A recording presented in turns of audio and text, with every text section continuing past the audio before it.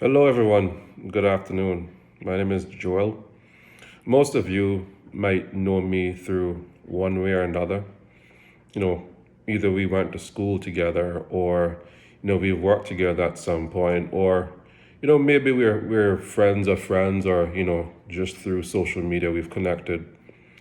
So you would know that in terms of, my public profile, I keep a low profile. I'm quite content to sit back, to watch, to observe, to take my own notes. And, I've seen a lot of issues over the last couple of years. I've seen a lot of concerns. And for the most part, I keep them to myself. If you come in contact with me at some point, maybe I'll share my views with you. But I think we're at a point in the world right now where I think my views can benefit a wider listening audience. So for that reason, I've decided to do this very, very short video. And look, I just hope that, out of the however many people that listen to this video, you know, if I impact, even one person, then I've done my job. So based on my observations, just looking around, it's safe to say that most of us, we wake up every day, we go about our daily lives, we sit in traffic for an hour and a half, we go to work, at a place that maybe we like, maybe we don't, but at the end of the day, that's the thing that we should do, right? We're taught, we're programmed, go to school for 12 years, go to college for another 4 or 5 years, get some certification, and then go off into a job. You go into a job, at some point, you want to buy a nice car, you want to buy, a nice house, and you want to show to the world and show to yourself that, you know, here are the fruits of my labor, here's what I've accomplished, And for those of you with children as well, you know how that go, right? You want to make sure that your children are well taken care of, whether they got, the latest game or the latest name brand. But, that's pretty much our life. We get up every day, we do the same thing Monday, Tuesday, Wednesday, Thursday, Friday. The weekends are the same. So it feels like we're almost in a rat race or on a treadmill. So sometimes we are so down, in our work, in our lives that, we forget about the bigger picture. You know, so for me, a couple things I would like to bring to you is one, the state of the global economy. Most of you must be aware by now, globally, we are in deep trouble. Look at the US. The US has seen the highest levels of inflation in I don't know how many years. It's like nothing most of us have ever seen before. Property prices through the roof, gas prices through the roof, everyday stuff through the roof.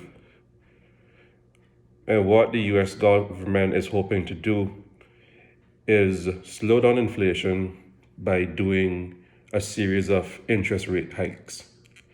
The hope is that through that policy, which is your monetary policy, they're hoping that they can then slow down the economy, slow down spend, get inflation, from 12%, get it back down to, I think they said maybe 2 or 3%. Most of you who have a mortgage, who have a car loan, you will be screaming right now because in the space of what 7, 8 months, interest rates have gone up by anywhere between 2 to 3%. And based on the last data this week, the Fed is planning to increase interest rates again. So what does that mean for you? It means that the amount of money that you will pay back on your loan end of life is going up every single time rates are increased. Banks here have very limited control over what they're able to do. So when the Fed agrees to raise the rates by 1%, they have to follow lockstep here. Say you bought a place in the last year, there's a big chance that by now you are feeling the pinch more than the rest of us. If you bought in the last year, you likely bought at a time where prices were significantly high and interest rates were significantly low. And you probably said, okay, my salary is good, prices are good right now, interest rates are good. Let me push myself to get, the biggest mortgage I can afford. And what has happened to you now? Chances are you don't have enough equity in your place to pay the same monthly payment. So what has happened to you? Your rates have likely gone up, so therefore your monthly payment has gone up. So say you are paying $2,000 a month in January, you might be paying $2,300, $2,400, $2,500. But bear in mind, a $2,000 mortgage is really for a property worth maybe $300, $350. Most of us know in Cayman that $350 ain't gonna get you nothing. So, being more realistic, let's say your mortgage is really $500,000. And what can that buy you? Probably a 1,500 square foot home, 3 small bedrooms, right? Your mortgage payment has gone up, but that's not the only thing that has gone up, right? Gas prices have gone up. Your utility bill has probably gone from, $300-$400 up to $700-$800. You go to the supermarket, same thing. Before $100 could get you a basket full of stuff, right? Now you get one bag, right? So everything is going up, and I don't think people are really aware, really clued in on what's going on in the world and how things could unfold over the next few years. What we're seeing right now is a crisis. It's a crisis that none of us have ever seen before, and no one has the answer on how to fix it. And from my personal perspective, I see a lot of pain in the future. I see that for various reasons. Most of us are not seeing, 10, 15, 20% pay rises every year. We're not getting bonuses of $15,000, $20,000, right? Some of us haven't gotten a pay increase in a long time. Some of us have, but the cost of everything that we're having to pay for on this island has far outpaced that. I know if you're a government worker, maybe you got 3%. 3% when you make $5,000 a month is $150. Your CUC bill probably went up by that from last month to now. So what you have are people literally living hand to mouth every single day. You get your salary, and by the time you pay your bills, you have just enough to get through the month. That's those who are fortunate, right? There are those of us who don't have that, who need to rely on government for financial assistance. I do think from that standpoint, with the change and the implementation of the Financial Assistance Act, I do think that government is better positioned to fairly and more equitably allocate financial assistance to people. But let's be honest, that's not enough. So when you come back to the issue at hand, prices are going through the roof. The rental market is crazy. I remember 10, 15 years ago, you could rent a 2-bedroom for $1,200. Now, $1,200 gets you a studio.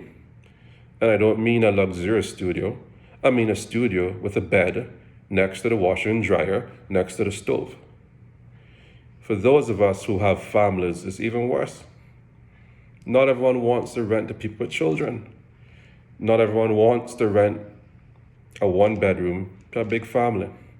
So now you're looking for a 2 bedroom, 3 bedroom, anywhere from $2,500 up to $4,000, $5,000.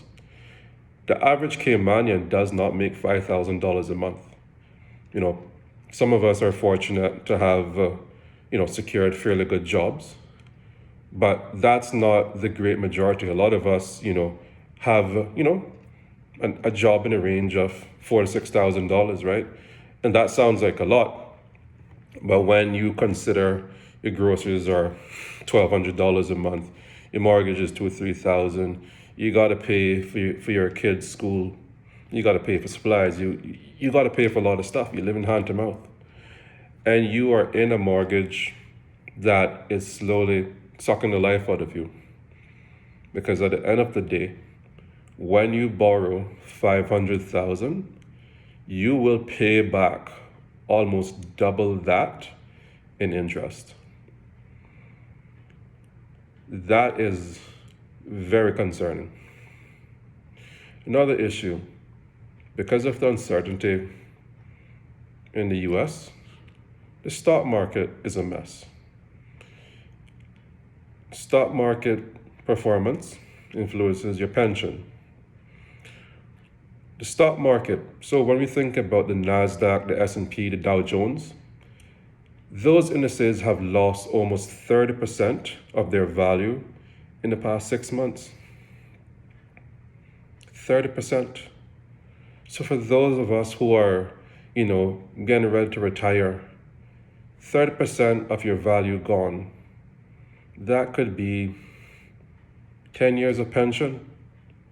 And don't get me started on the pension you actually do get, because, what are you supposed to do with $1,000 a month? You can't live off that. So when you think about that, when you think about the fact many of us took advantage of the pension withdrawal, we've essentially taken the money and used it for whatever purpose, not judging anyone. But by pulling that money out, yes, it's your money. Yes, it was protected from that downturn. But when you think about the compounding of interest, right? You take out $20,000 of your pension, you're robbing yourself of maybe $30,000, $40,000, $50,000 when you retire. So when you recap, you have people who are making a salary that hasn't really moved or kept up with inflation. You have prices going through the roof. You have people in mortgages right now that they'll spend 25 years paying. You have people right now who are overextended and they don't know what to do. So most people are looking for more money. So you go, okay, fine, let me get a better job. But what happens when you send your resume here, you send your resume there, and you don't get the call back? What happens when you're out of a job and for months you're looking for a new one, and the only job you can get pays you far less than you made before? That's the next problem. The labor market here is very challenging, very complex, and very difficult to break into. So for most of us, we'll never see, VP, senior VP level positions. Most of us will never become a managing director. Most of us will likely have a glass ceiling over our head. And therefore, as much as we want to provide for our family, we have a ceiling that we can't break through. We're not able to unlock those more senior high-level jobs for various reasons. And I'm not going to get into that. That's not the purpose of this. But to give yourself the best chance of success, you need to take your career into your own hands. So look at what people are doing, look at what people are studying, look at what jobs you're starting to see a trend in. Try to better yourself, try to position yourself for those opportunities. that is the best chance you can give yourself of moving up to provide for your family. But yeah, if you're just complacent, you left school, you took the first job out of school, and you just kind of stayed there. You didn't do school like college. You didn't do a certification. Chances are you're still making, you know, within $1,000, $2,000, maybe three of what you made when you started off 10, 15 years ago. So for that reason, you feel stuck. That is very hard for someone, especially if you're a single mother and you're providing for your family and your expenses have increased by hundreds, if not thousands of dollars a month, and your salary isn't going anywhere. What are you supposed to do? So hence, when you think about a lot of things on this island, people are fed up, people are depressed, people are struggling, people are losing hope. And when people lose hope, that's not a good place to be. It's not.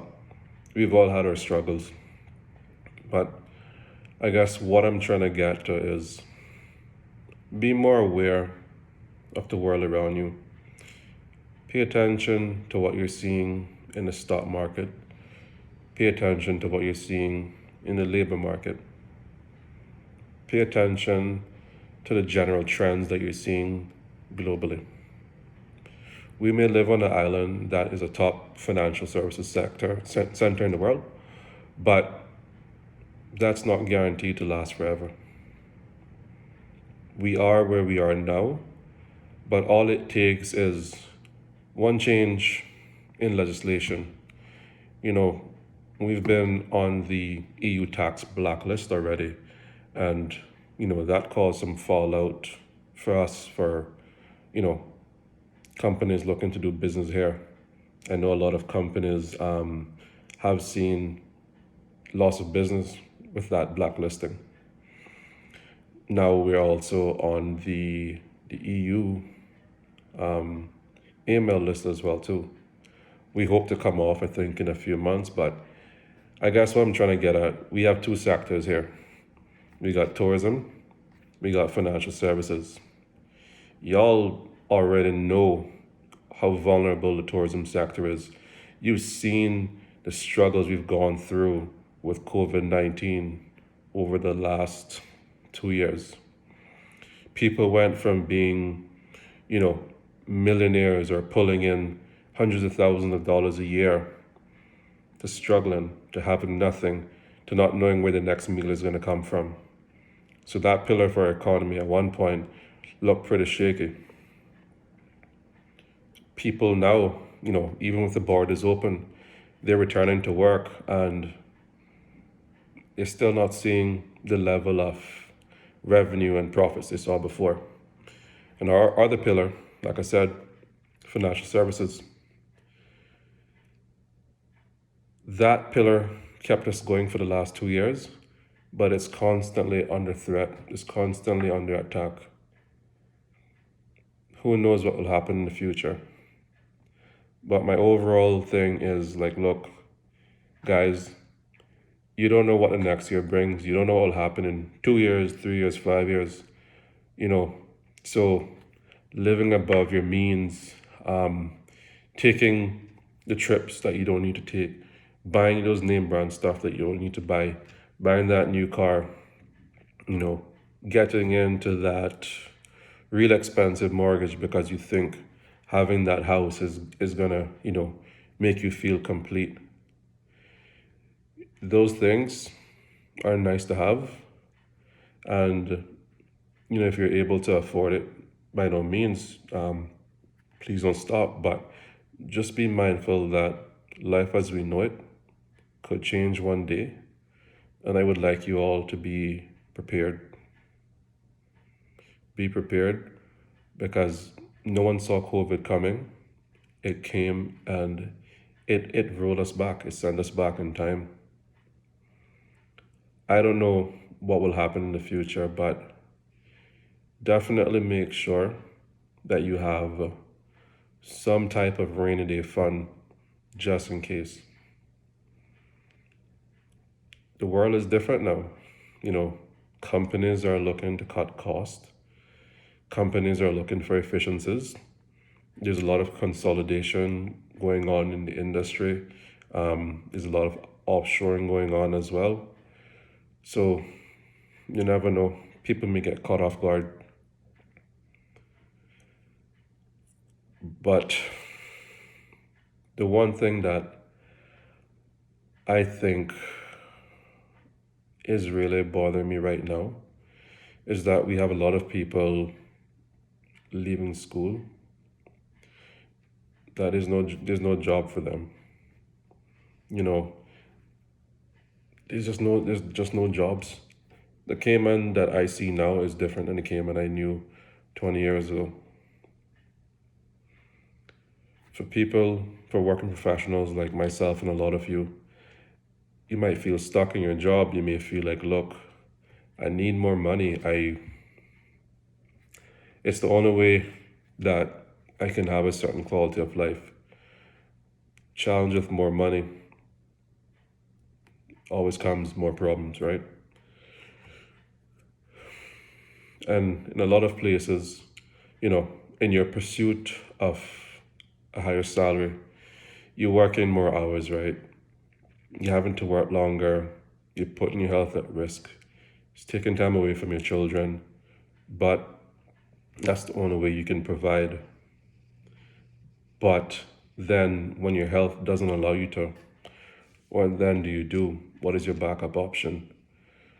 Most of us, if we were to lose our job right now, voluntarily or involuntarily, we don't have a backup plan. You know, we are over our heads in our mortgages. We got high expenses, and we just feel like we got no option other than to just keep moving, keep pushing ahead. But it's a very sobering topic. So, you know, if you're able to do a business, if you're able to cut back on your cost somehow, to do something on your own, consider it. At least then you got your own stream of income. You know, that's yours. That's something you're building. That's a legacy you're building for your children. Because to be honest with you, to survive on this island, working just isn't enough. Showing up every day to the same job for 20 years is not enough. When a 2-bedroom apartment is 400,000 and a 1,400 square foot house is 500,000, what are you supposed to do? I remember 10 years ago, a $500,000 house was a mansion. It was reserved for executives and, you know, big time senior managers. But now that's the cost of an average home. Homes that used to be $1 million are now $2 million. I have to ask you, like, which one of you working a 9 to 5 can afford that? Probably can't. But we're starting to see more and more and more of us being priced out. And it's really sad because most of us have nowhere. We don't want to call anywhere else home but here. It's like a hamster wheel. You know, you want to do more, you want to better yourself, you want to reach a certain status in life, have a certain car, have a certain place. Because that's what we've been programmed as a thing to do. We want to provide for our kids, you know, we want to have a good time for ourselves.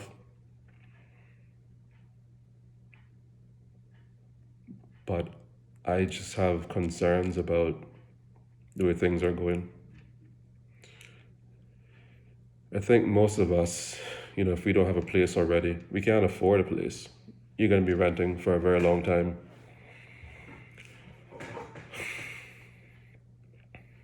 And if you do pay attention to the US market, if you look at what's happening with the stock market, what's happening with inflation, what's happening with property prices. The world is being set up for a time where things are not going to be as great. There is a lot of pain to come in the future. So all you can do, just keep your eyes open, be aware of your surroundings, make the appropriate plans, and also guide your children, because the world that they're growing up in is nothing like what we knew it to be 20 years ago. There's a lot more that is on my heart to say, but I think for now, I'll stop there. So for me, here are some of my key takeaways. Number one, be aware. Be aware of what's going on in the world. Understand inflation. Understand the US market.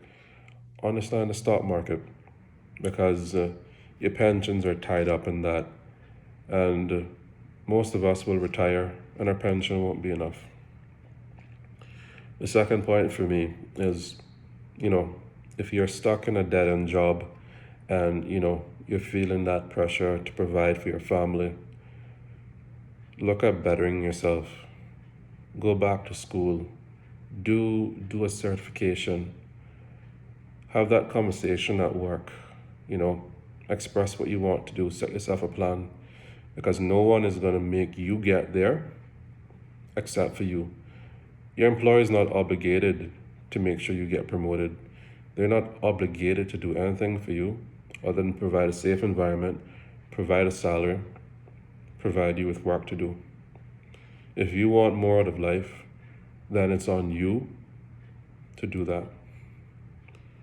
For your children, have discussions with them, explain to them what you are seeing, because they need to understand the world they're growing up in. In terms of just dealing with cost of living, all you can do is live within your means. You may not be able to do 4 trips to Miami every year. You may only be able to go once a year, once every 2 years. But start making sure you've saved up enough. So forego that additional trip and keep that money. Start putting it away. Whether it's, like a credit union or a fixed deposit, or even better, learn the financial markets for yourself. That is empowerment. Pay very close attention to the market here. And that's the labor market, in terms of type of jobs you're seeing coming up or type of jobs you're seeing no longer here. And also pay attention to the property market. I don't know which way it'll go. I don't have a crystal ball, but interest rates are likely to continue going up for the foreseeable future. And I don't know. I think buying a place now, if you can afford it, great. If not, save up your money. I think you will have a chance in maybe 2 years to get in on a better deal. But just don't live above your means. But lastly, the most important point, look, and I think this is probably the most important point of all.